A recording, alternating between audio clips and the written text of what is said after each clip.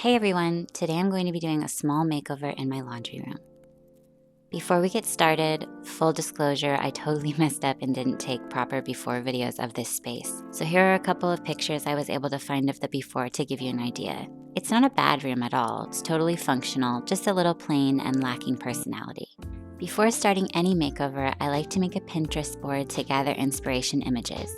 I knew I wanted to add a board and batten wall and also some warm wood tones and a runner. I started by using blue tape to map out the height and spacing of my board and batten and to give myself a visual. And this next step is totally optional, but I decided to try and smooth out my wall texture on the area that's going underneath my boards. We have pretty heavy orange peel texture in our house, and I just thought the board and batten would look cleaner on a smoother surface. To smooth my wall, I opted to apply joint compound over the texture with a putty knife. I think next time I will try sanding the texture off to see if I get a better result. If you've removed orange peel texture before, let me know what method you used in the comments and how it worked for you. I don't know what it is about applying joint compound, but I really enjoy trying to get it as smooth as possible. It's very relaxing, kind of like one of those little Zen sand gardens. I realized I should probably remove the baseboard before completing the wall, so I switched gears and started doing that. See how the paint is pulling away from the wall here? This is why you should always cut along your caulking with a knife before removing stuff like this, which I clearly did not do, but that's okay because I will be installing a new 4-inch baseboard that will cover this mess. Before this, I had only removed baseboards over my laminate wood flooring, which come off very easy in comparison to this. The tile floor is installed over the baseboard, so these were a little more challenging to remove.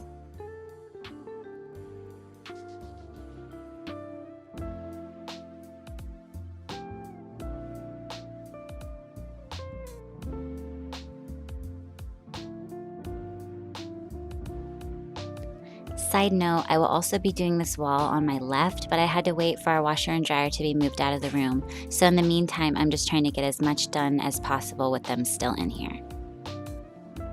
I like using joint compound because it can be wiped away or smoothed out with water. I did end up sanding later, but for the first pass, I used this wet cloth.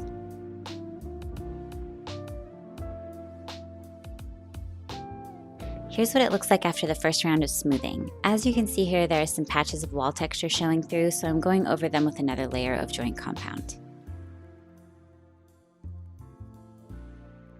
After my wall was dry and smoothed out, I started priming for paint. I'm using this little edging tool to speed up the painting process. It does the corners a lot faster than a regular paintbrush, and I even use it to paint small sections of the wall the roller won't fit in.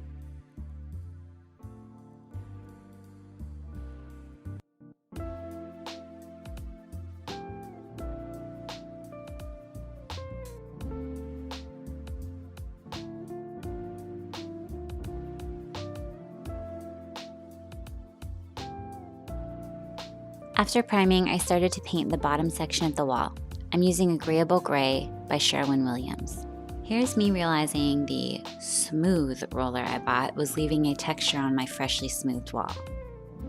I tried painting with my edging tool to see if it was smoother, and it was, but then this happened. Hopefully the audio is not too terrible with the fan on. I just want to keep it real for you guys. Today is not a great day. I was doing the first coat of paint on this wall, and for starters, the roller that I used was, even though it said smooth on the packaging, it wasn't a foam roller because I couldn't find any big foam ones, but it textured my wall that I just, spent all this time trying to smooth out. So it left like this really orange peel looking texture on the wall, which I'm not loving, but the bigger problem is that I didn't know, but my drywall mud wasn't all the way dry underneath, so that caused the paint to peel. And as you can see, it's quite a large section of paint, so I'm gonna just give this some time to dry out and then give myself some time to figure out what to do. I decided to switch gears and paint the upper section of the wall. I'm using my favorite white paint from Valspar. The color is called Dezaulait. The next day, after the room was cleared out, I got to work on the other wall. I removed the baseboard, and applied the joint compound.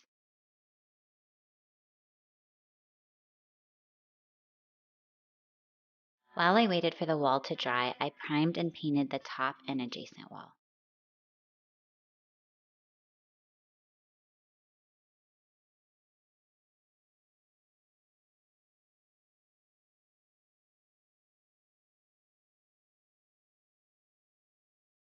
I also started patching the area that peeled off. I started by sanding all the edges to remove any loose, flaky paint. I gave it a coat of primer just to see if the sanding I did was good enough, but unfortunately it needed some filling in with joint compound.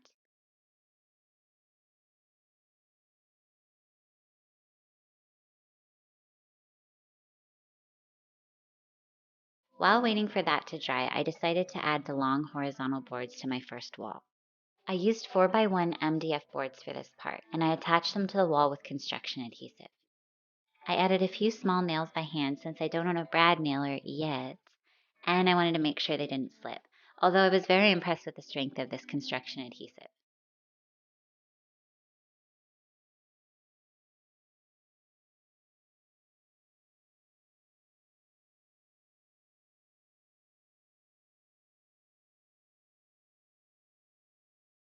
The next day I started out by sanding my joint compound wall and the patch.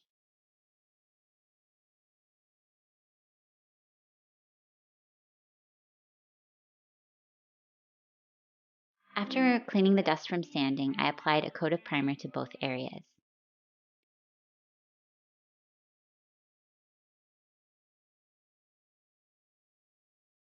And then paint.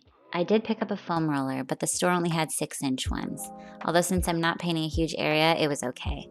It did a great job applying a nice smooth coat of paint. Once the paint was dry, I cut the rest of my boards on my table saw.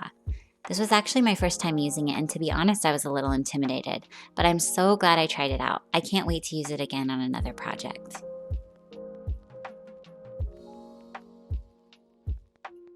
I attached my boards the same way as before with construction adhesive and small nails.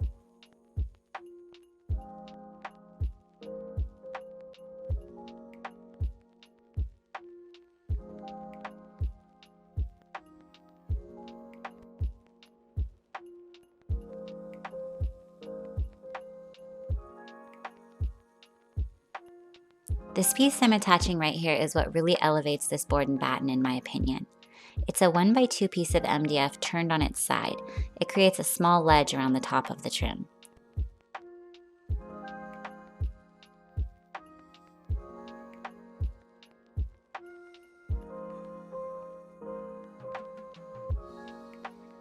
After adding the top trim piece, I attached all vertical boards. My vertical boards are 3x1 pieces of MDF.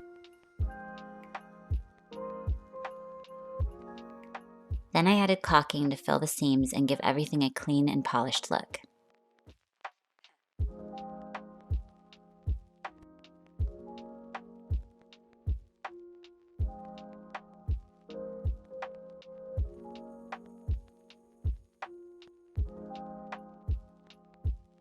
While the caulk dried, I went out back to stain my washer and dryer stand. My husband and our good friend built this stand a couple of years ago, and I always had the intention of staining it, so I guess now's the time. I'm using one of my favorite stains. It's a gel stain by Minwax that my best friend recommended to me after I was complaining about the odor of an oil-based stain I was using. It dries much faster in comparison and has a much lower odor. The color is called Hickory, and it's a pretty medium warm tone. I used it on my mantle as well.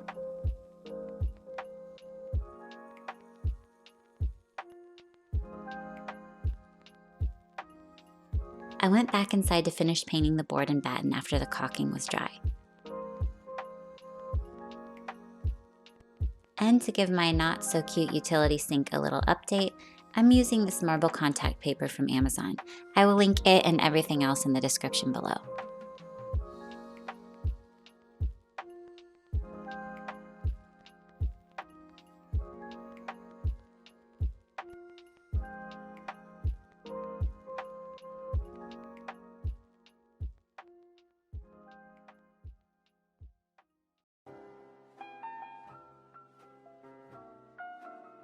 So when shopping for runners for this room, I came across this one on Wayfair.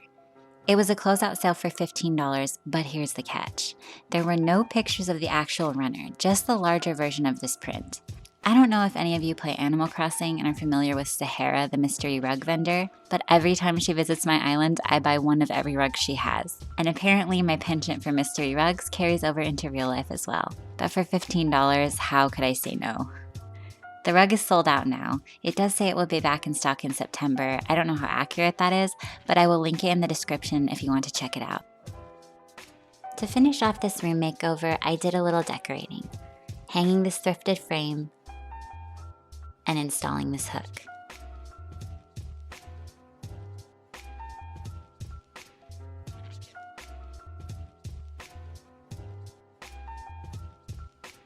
Let's take one more look at the before.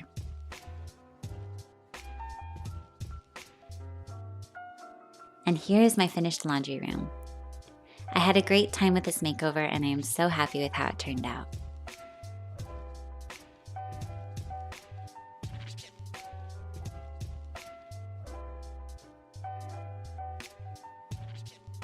I hope you all enjoyed this video and thank you so much for watching. You can follow me on Instagram at happyhomemama.diy and subscribe to my channel for more videos like this one.